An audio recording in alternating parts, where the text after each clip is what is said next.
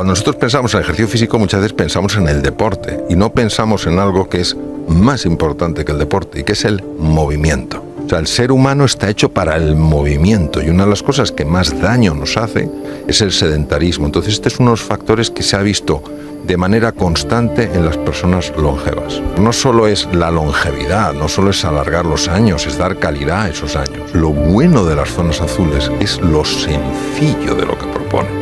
Es decir, efectivamente, si tienes un grupo de amigos, si tú te sientes acompañado, si realmente en la dificultad sabes que no estás solo, que no estás sola, si realmente tienes un sentido del propósito, hay un para qué, de alguna manera está moviendo tu vida. Si cuidas lo que comes pensando no ya en qué tan placentero es, sino qué tan saludable es.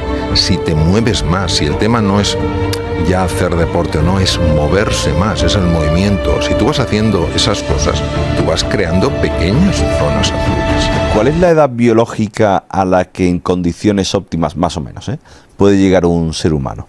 Hoy en día 83, 84 años. Fácilmente, quiero decir, si no hay enfermedades graves, si no hay descuido en cosas como puede ser la alimentación, el ejercicio, pueden llegarse a estas edades y edades más avanzadas seguro. Sí, es que sabes que hay investigadores que investigan mucho sobre, valga la redundancia, sobre la longevidad, y hay algunos que creen que no hay un tope biológico absoluto, sino un límite marcado por la biología conocida. Quiero decir que esto no significa que no haya una edad tope, sino que las condiciones ambientales son siempre decisorias. Sí, no cabe duda de un factor que es obvio para todos nosotros, y es como hoy en día una persona de 60 años, una persona incluso de 70 años, para nada es considerada una persona mayor. Claro. Y antes, tú fíjate, por ejemplo, que a comienzos del siglo XX, una persona de 40 años era considerada una anciana. Imagínate, 40 años en la flor de la vida. Entonces, no cabe duda que se ha ido prolongando la vida, se ha ido mejorando mucho de lo que tiene que ver con las condiciones de vida, y lógicamente los niños que nazcan este año, pues serán niños que probablemente vivirán más de 100 años con buena salud.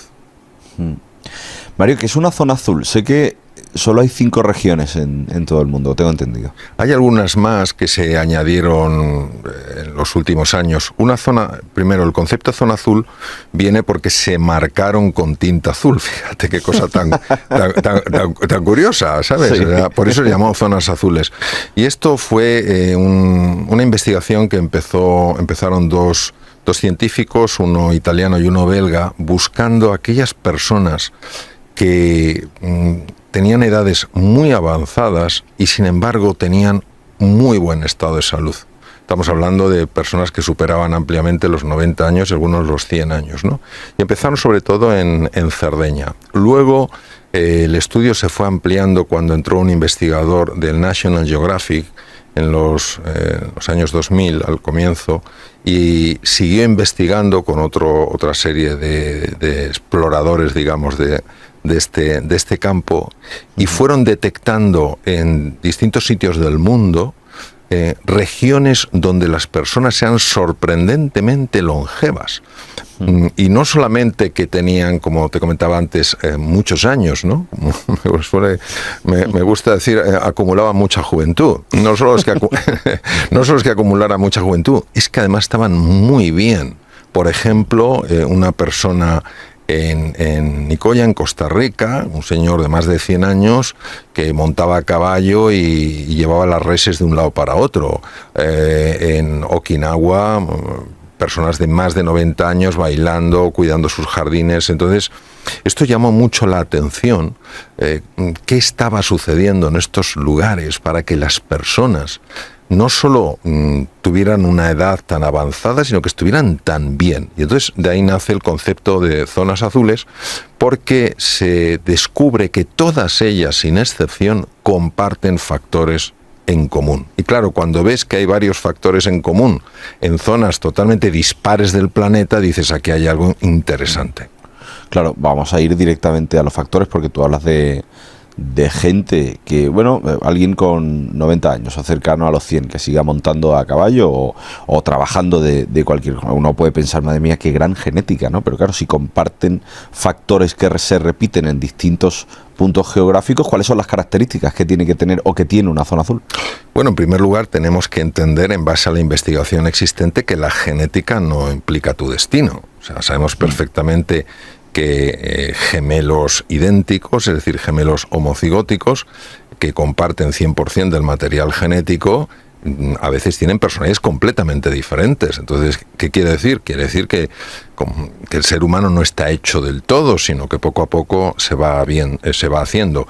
Y hay lo que se llama factores epigenéticos. Los factores epigenéticos son aquellos que controlan que un gen se exprese o no. Entonces, hay factores que favorecen que se expresen aquellos genes que favorecen la longevidad. Por ejemplo, aquellos genes que hacen que el sistema inmune, el que nos tiene que proteger frente a bacterias, virus y tumores, sea más agresivo frente a una bacteria, un virus o un tumor. Genes que pueden favorecer la recuperación de una articulación cuando se ha dañado. Genes que pueden evitar que se produzca un exceso de inflamación en una parte del cuerpo que deterioraría esa parte del cuerpo. Entonces, estos son los factores epigenéticos, se llama así porque viene el latín epi, lo que está encima del gen, sería como una especie de interruptor.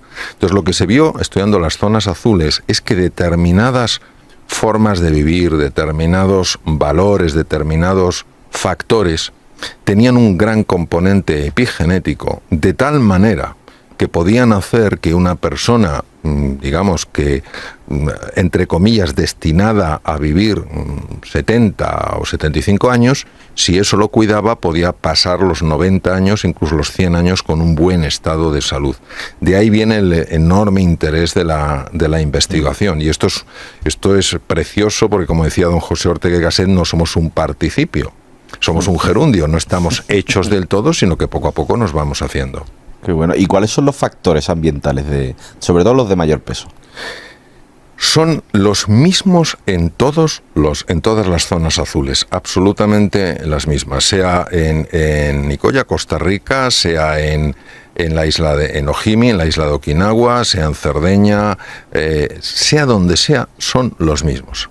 Y la verdad es que son bastante de sentido común. Primero, por ejemplo, el tema de la nutrición. Es de bastante sentido común entender que lo que nosotros comemos de alguna manera tiene que tener un impacto. Y lo que observaron, por ejemplo, en todas estas zonas era el consumo de productos naturales, una gran cantidad de vegetales, también toman huevos que son de gallinas criadas en libertad, toman pescados que son pescados naturales y toman una cantidad de carne reducida. Entonces, cuanto más natural sea algo, el cuerpo lo recibe mejor. Es decir, todo lo que son a veces aditivos, cosas que se ponen en los productos alimentarios, a veces pueden reducir significativamente la calidad de vida y la duración de esa vida. Entonces, primero es la alimentación. En segundo lugar, un factor que llamó la atención muchísimo por el impacto que tenía era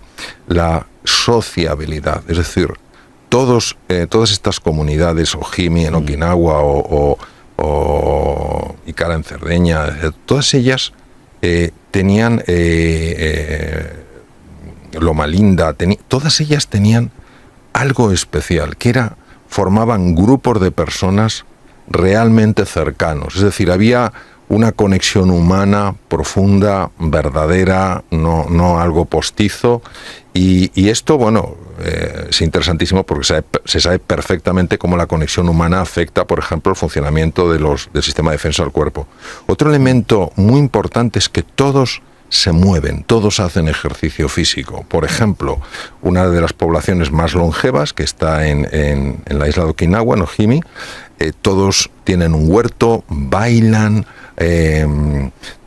algunos incluso practican artes marciales. Otro elemento que se ha considerado muy, muy importante, sobre todo en Loma Linda, en la península baja de California, es tener un sentido, un propósito en la vida, un para qué, no quedarte encerrado en qué me llevo yo de esto, sino qué puedo aportar al mundo, ¿no? Estos son los factores que se ha considerado que son más importantes desde el punto de vista epigenético, es decir, capaces de modular el material genético favoreciendo la longevidad. Fíjate, es interesante esto que decías sobre la actividad física, pero que sea natural y constante, es decir, actividades que no se perciben del todo como ejercicio, sino como parte de la vida diaria, ¿no? Claro, cuando nosotros pensamos en ejercicio físico, muchas veces pensamos en el deporte y no pensamos en algo que es más importante que el deporte y que es el movimiento. Es decir, es muy curioso porque, por ejemplo, en Ícara, una de las cosas que llama la atención es que las poblaciones donde hay personas tan longevas están en lugares un poquito abruptos, con lo cual tienen que hacer un esfuerzo para subir cuestas y también un poquito de esfuerzo para no caer hacia abajo cuando están descendiendo, ¿no? Y todo esto sumado día tras día, de una forma sencilla, de una forma sutil, va afectando directamente a la salud. Por eso, para las personas que nos escuchan y que no les gusta hacer ejercicio físico, por lo que sea, que se muevan, que anden, que caminen, que si toman el autobús, que se bajen una parada antes o dos antes y el resto lo hagan andando a su trabajo, a su casa, lo que sea. Es muy importante. Ten en cuenta que hace pues aproximadamente unos 150.000 años, que es cuando aparece el Homo sapiens, nosotros, se calcula que los hombres caminamos cada día unos 30 y tantos kilómetros, y las mujeres 20 y algo. ¿Por qué? Porque los hombres éramos fundamentalmente cazadores y las mujeres eran recolectoras, diariamente. O sea, el ser humano está hecho para el movimiento y una de las cosas que más daño nos hace es el sedentarismo. Entonces, este es uno de los factores que se ha visto de manera constante en las personas longevas. Qué interesante. Fíjate que he estado mirando ejemplos. Bueno, el ejemplo más cercano, ¿no?, que lo tenemos en Orense, básicamente es la provincia con más centenarios por cada 100.000 habitantes. La esperanza de vida sigue aumentando en España. De hecho, es el país que más aumenta por detrás de Japón. ¿Tú crees que España podría acabar siendo una zona azul? España tiene cosas muy buenas para ser una zona azul. Aunque parezca mentira, hoy en día la